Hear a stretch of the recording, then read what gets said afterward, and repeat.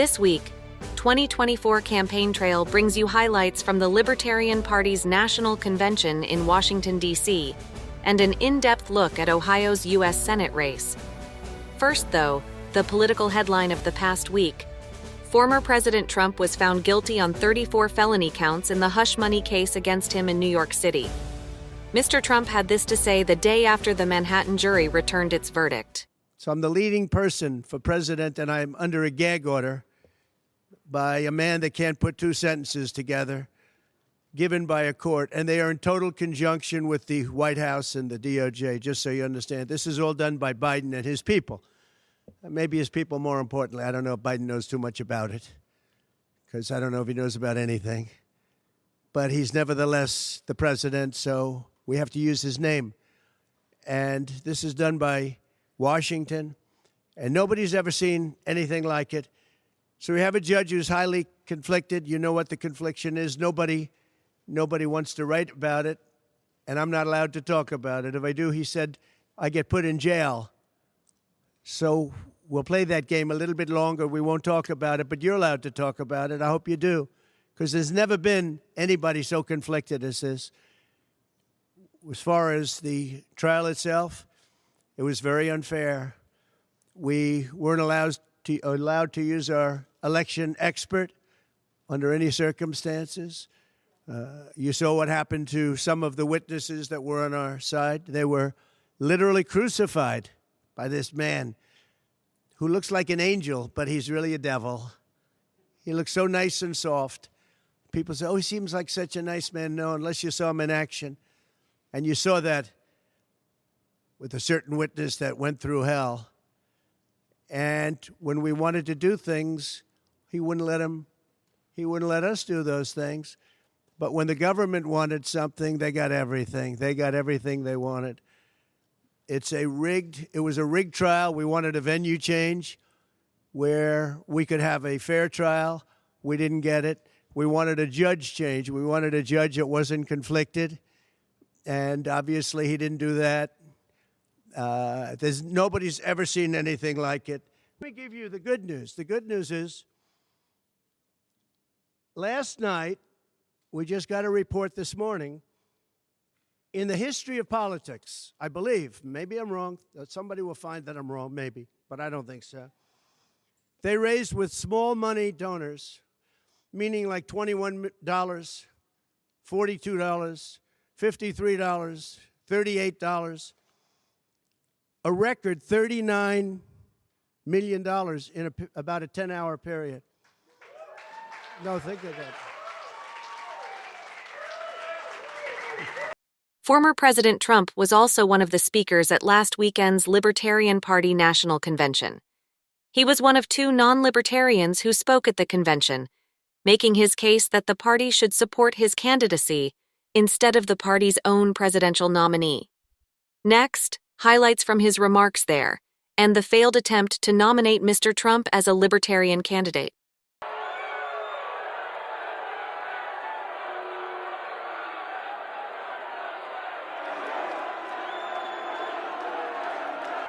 A lot of people ask why I came to speak at this Libertarian convention, and you know, it's an interesting question, isn't it? But we're gonna have a lot of fun. Well, in the last year, I've been indicted by the government on 91 different things, so if I wasn't a libertarian before, I sure as hell am a libertarian now. Our rights and freedoms have never been more endangered than they are right now. That is why I have come to extend a hand of friendship to ask for your partnership to defeat communism, defeat Marxism, and defeat crooked Joe Biden, who is destroying our country. He's destroying our country. We can be libertarian or anything else. This man is destroying our country.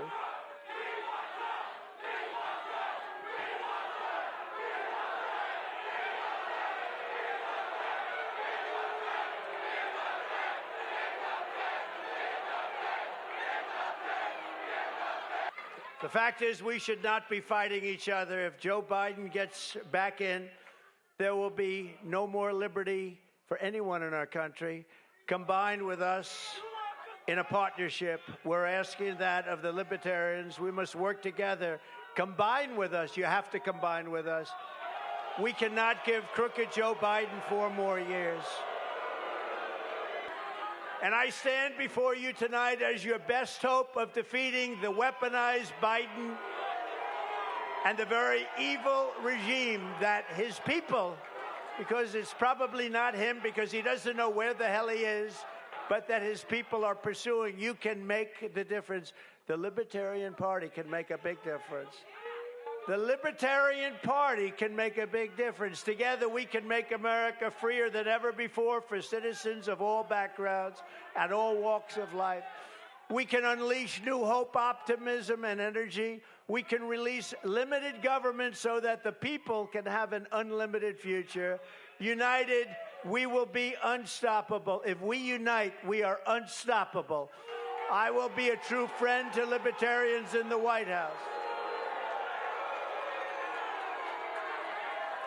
A great libertarian who may very well be in the room right now, I believe, but he's a great libertarian, D. Roy Murdoch, who I've become friends with through his writings in the American Spectator and numerous other places, wrote an article yesterday in which he mentions just some of the things that make me a libertarian without even trying to be one. That's nice.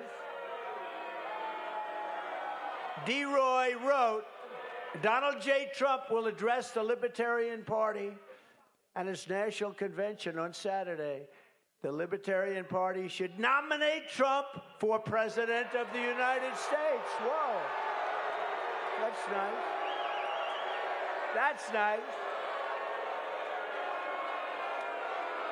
Only if you want to win. Only if you want to win. Maybe you don't want to win. Maybe you don't want to win. Thank you, D. Roy. Thank you. No, only do that if you want to win. If you want to lose, don't do that. Keep getting your 3% every 4 years. The reasons for doing so, policy and politics, are as solid as the Hope Diamond. D. Roy says this event is very unprecedented, he said. As the Cato Institute president, Peter Gotler, observed in Thursday's Washington Post, it will be the first time in U.S., think of this, first time in U.S. history that a presidential candidate of a rival party will address the convention of a party that is presumably gathering to nominate its own candidate. Now I think you should nominate me or at least vote for me, and we should win together.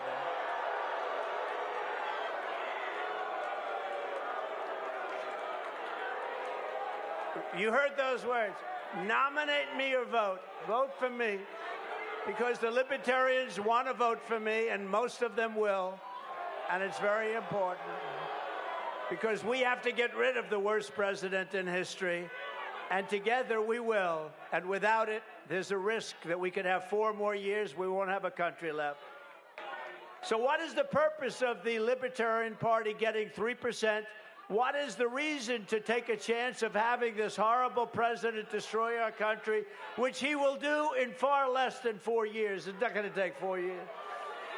That is why I'm committing to you tonight that I will put a libertarian in my cabinet and also libertarians in senior posts.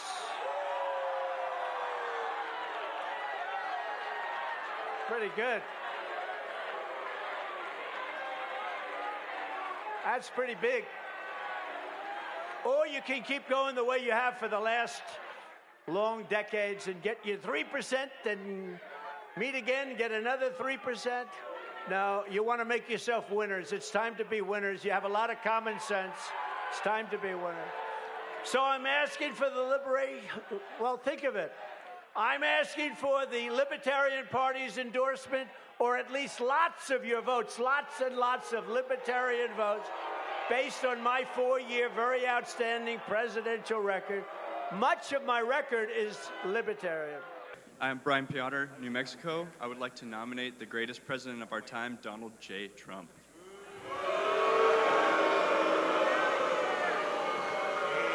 Point of parliamentary inquiry. Can anyone tell me on credentials if Donald J. Trump is able to accept the nomination? Okay, Madam guys. Chair, object to consideration. I object to consideration. I need you to Madam be Chair? quiet so I can hear. No, Madam Chair, yet.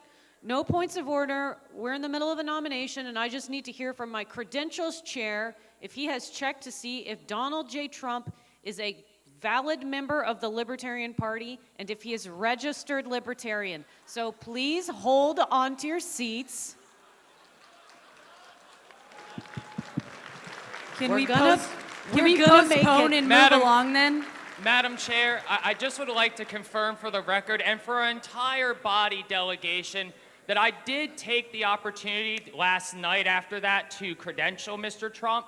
And in all of the profiles I did found, at not one time is he a basic sustaining member, so he does not qualify. Okay. Thank you.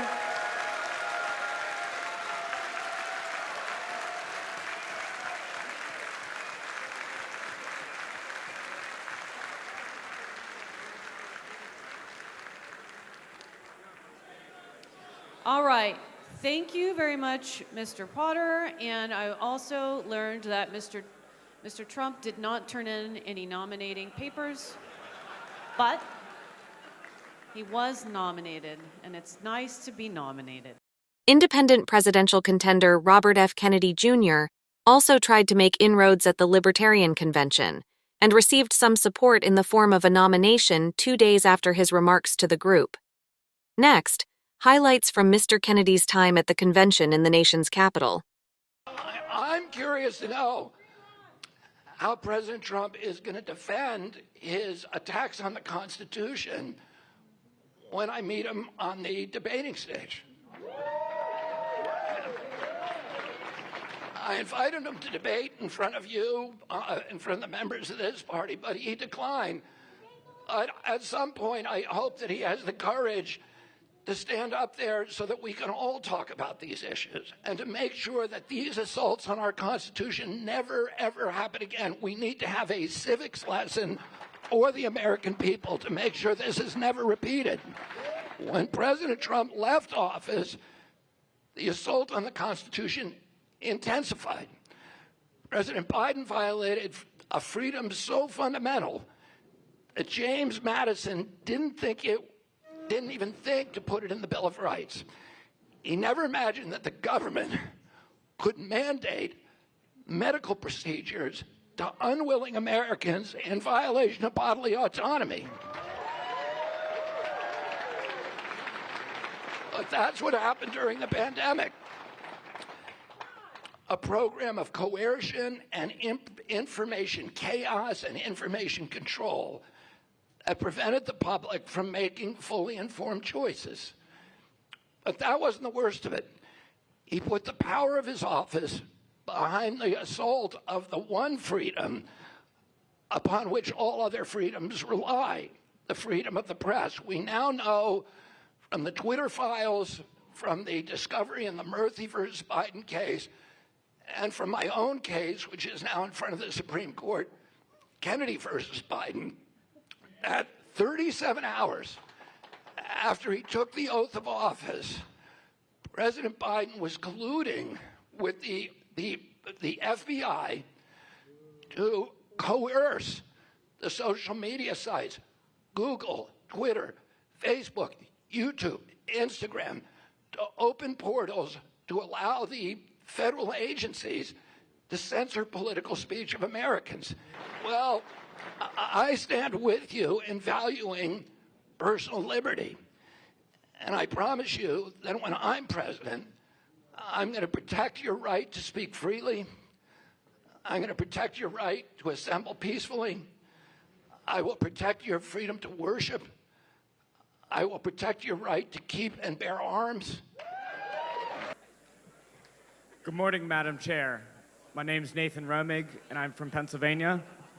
And I'm Hector Roos from Florida. And we would like to nominate Robert F. Kennedy Jr. the single most important anti-two-party system Thank candidate you. we've seen in our lifetime. One moment, settle down, settle down, settle down. And they have nominated Robert F. Kennedy Jr. And he is a member of the Libertarian Party. He Correct. is, Madam Chair, as the Credentials Committee Chair, I can confirm that he is a basic sustaining member. He is a basic sustaining member, and it's my understanding that he did turn in nomination papers that had the required amount of signatures on them. Does he accept the nomination? We have confirmation that he does. Do you want me to call him and ask him if he accepts the nomination? Yes. Ringing. Good morning. I'm at the podium, and I need to ask you if you accept your nomination.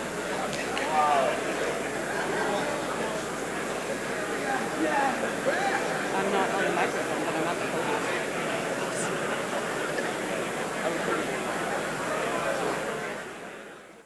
He's going to get back to us. We're going to jump Madam to Chair, microphone. point of order, We are- microphone 3. We are going to jump to microphone 3. Thank you. Dustin Blankenship, West Virginia. I do believe that I believe it's in the policy manual, if you are a speaker at the convention, you have to sign to say that you will not seek the nomination for president for the Libertarian Party. Therefore, his nomination is out of order. I'm going to give you my ruling and another little piece of information.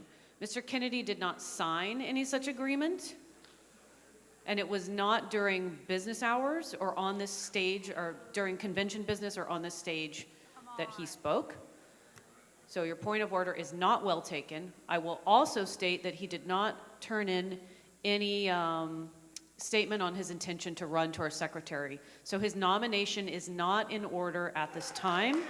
Point of order, Madam Chairman. Mike Tremont from Virginia. As has been explained to my team multiple times, an inability to accept the nomination or unwillingness to submit the paperwork in a timely fashion is tantamount to declining the nomination. Indeed, the reason that I got out of bed this morning was to make sure that you had the paperwork, and I would have expected the same respect from Mr. Kennedy if he was serious.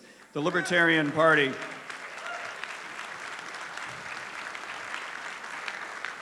Thank you. The Libertarian Party is quite literally convened. By definition, those who are not in the room today, I'll leave it to you to define. And I have been informed that Mr. Kennedy did accept the nomination. So this is the deal, guys. It's time.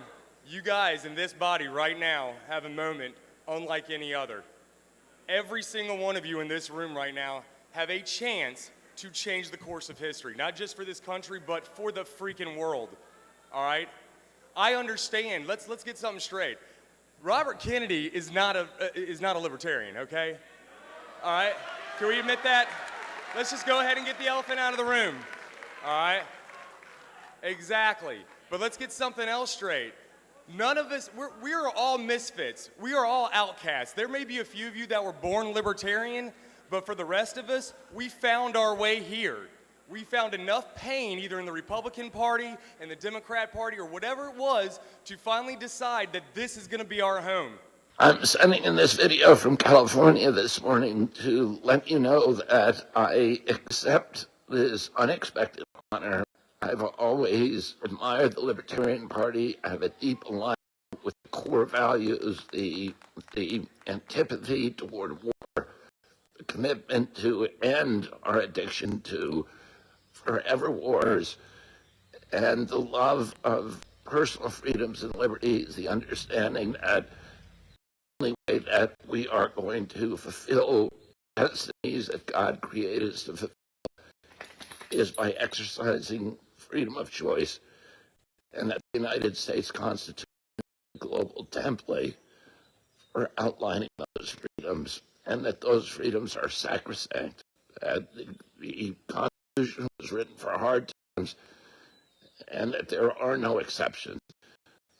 I'm going to protect these rights. I'm going to protect your rights. I'm going to protect the United States Constitution. I'm going to end the foreign wars, and I'm very grateful to the Libertarian Party for this great honor, and I look forward to an alliance across the country, a fusion alliance of all of these parties who are now challenging the Republican-Democrat corrupt duopoly.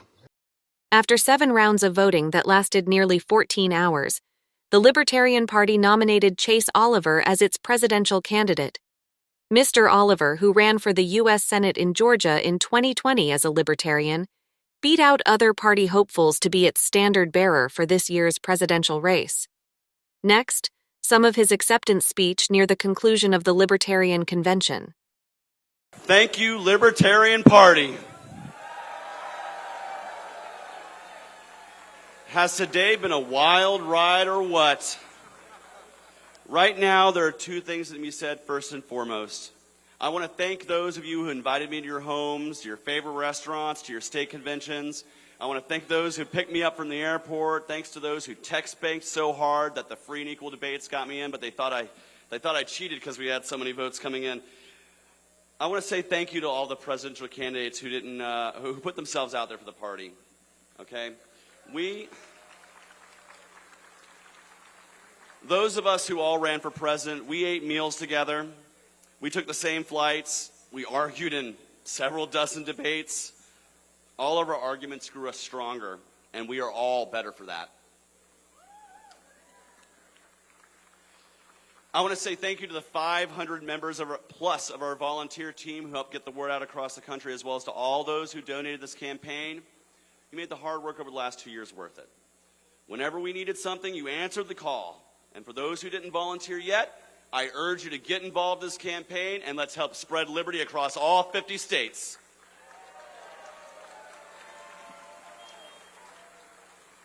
The energy that everyone brought is exactly the energy we need to make freedom win.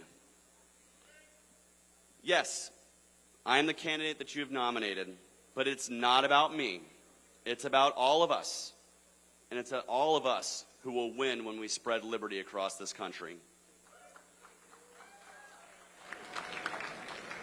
We will win because you planned the events, because you took care of me and picked me up from the airport, because you text bank your asses off to get us into the debates, and because you take every needed request and help this campaign. And I want to preemptively say thank you to each and every one of you who helps this campaign spread the message of freedom, liberty, individual rights, voluntary exchange, and peace from the war machine around the country.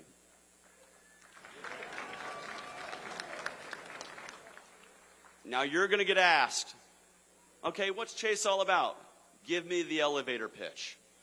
Well, here's the elevator pitch, you guys. If you're living your life in peace, free from force, fraud, coercion, theft, or violence, then your life is your life. Your body is your body. Your business is your business. And your life is your life. It is not mine to handle, and it is not the government's.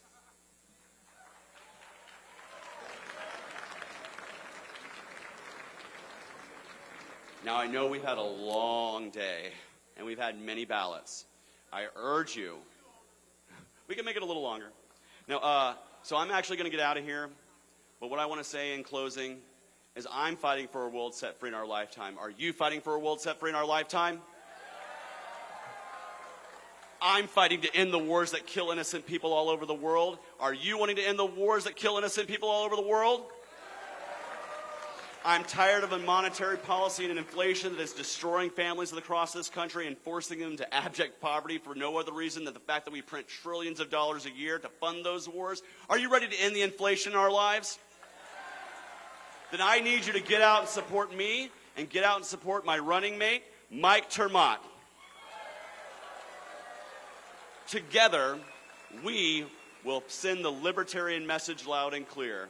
I can think of no more fitting example of people coming together than a guy who marched in the streets as an activist for police accountability and a former police officer who understands the need for that accountability. Together, we are going to send this message out to the millions and millions of people who are sick and tired of being sick and tired, and in particular, those members of Generation Z right now who know they don't want octogenarians running their lives. They want to run their own lives, and we should create the conditions for that to happen. In the wars, in the abuses, in the excess taxation, hell, end all taxation. Because what is it? What is taxation? That's right, taxation is theft, and we're going to stop the thieving that happens from our state all over the country. But I need your help to do it. Thank you very much, Libertarians, and let's set the world free in our lifetime. Haley B. Miller is USA Today's Ohio politics reporter, here to talk about Sherrod Brown, the incumbent senator from that state, running for a fourth term. Haley B. Miller, what are his chances of re-election? It's really tough to say this year. On the one hand, he is a longtime politician in Ohio. Even Republicans will acknowledge he's a formidable opponent. He's really good at retail politics, so he has a lot of support in the state. But this is an Ohio that has become increasingly red in the last several elections. Donald Trump is very popular here.